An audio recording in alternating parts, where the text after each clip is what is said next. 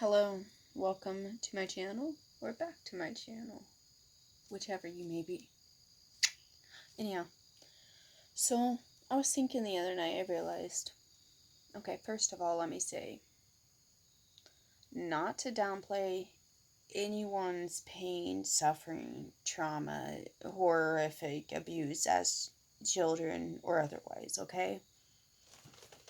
Because, it fucking affects you your entire life in many different ways.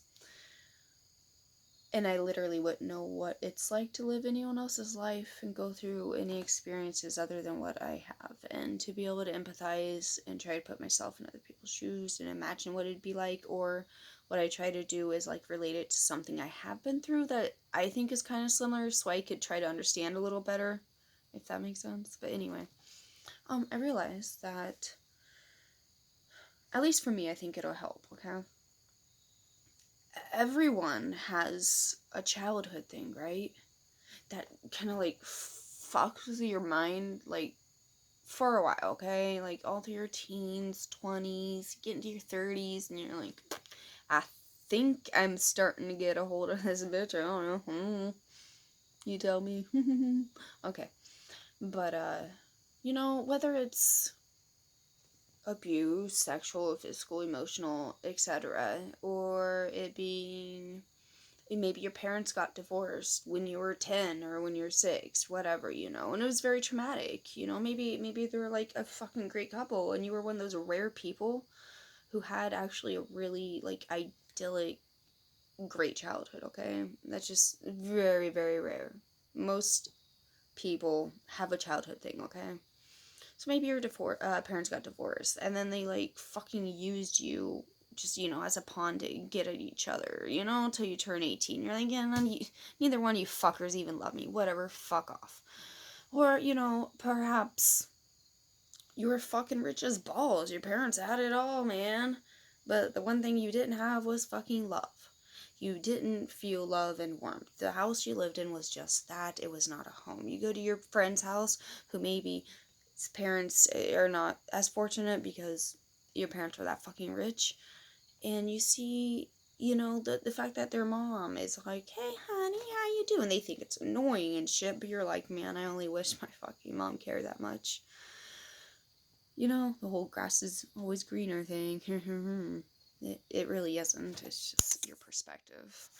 The sun looks like it's shining more on their lawn, but really it's just from where you're standing. It's just shining just as much on your lawn. You just need to change your fucking perspective and realize it. It has nothing to do with what I'm talking about, but it's like be grateful for what you have. Because if you're not even happy for what you have or who you have, why would you get more, right? You even like when you do it. Why do you need any more?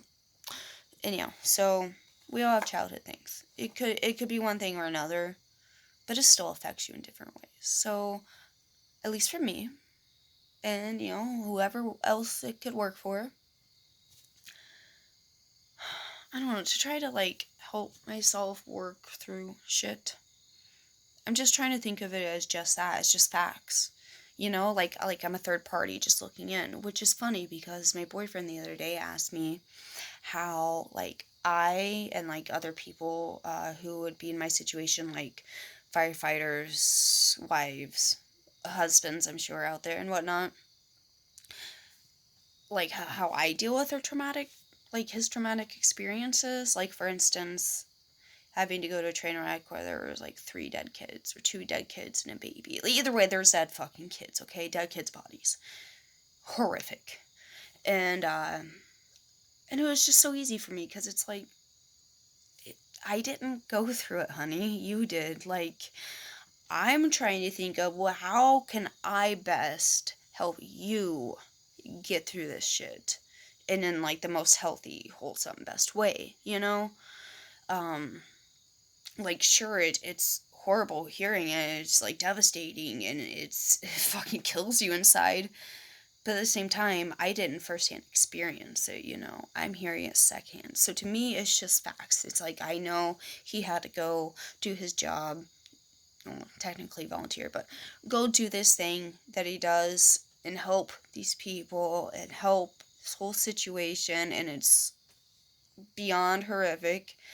And like I told him, I was like, I don't care if you stay out till 6 if that's what you need to do. If you come home so fucking drunk, I need to help you inside.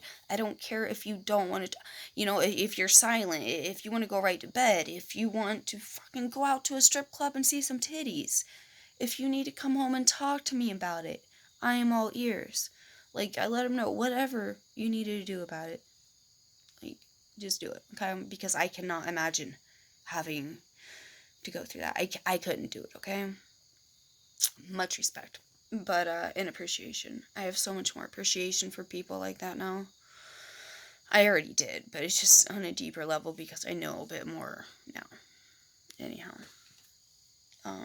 So yeah, it's like, when I apply that to the shit I've been through that still sometimes controls me in ways, it's like, just look at it like, as it is. It's facts, and it's already happened. It's the past. It has passed. You know? So, I hope the black and white is very dramatic. Anyhow, my name is Candy. It's nice to meet you all. Thank you all for coming to my TED Talk. And I will see myself the shit out. Doses.